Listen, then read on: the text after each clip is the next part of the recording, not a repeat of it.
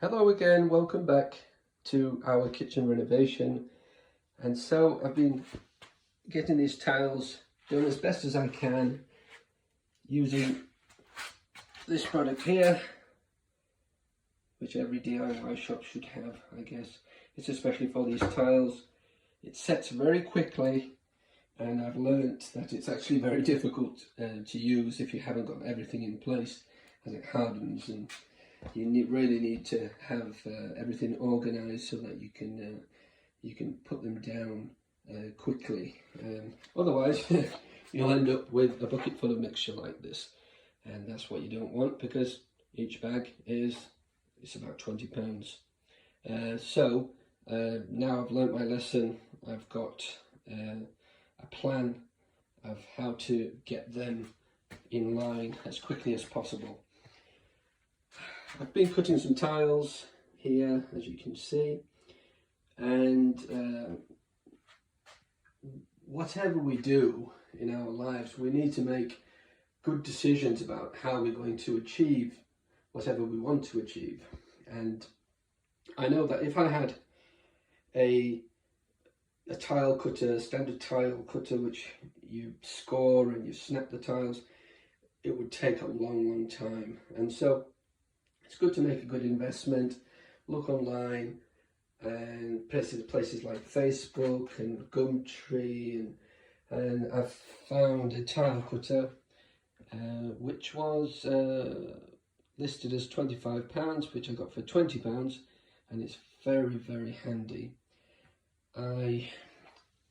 Initially, when I did these cuttings here, I had the tile cutter on a stool, and it was very difficult, as it takes a lot of force and pressure to move the tile across the blade. And so now that I'm planning to do all of these tiles here and to cut them, I want to make it easy for myself and make a good choice before I start. Otherwise I will be in difficulty. And you know what, this is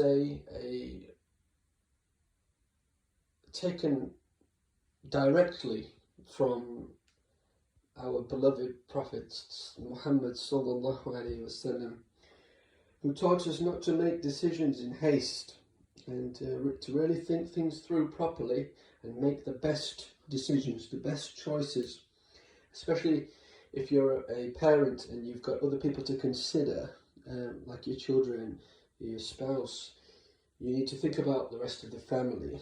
And I know that with Ramadan coming up, and with me making such a mess in the kitchen, I really need to get it done. And so I brought in this work table, and what I've done, I've just nailed in a few nails here. I'm going to put that on here so it doesn't move. It's really frustrating when something's moving and you can't work properly. And so if I now put this on top, like this, now I have a good workspace for the tiles. And so I will crack on with this now.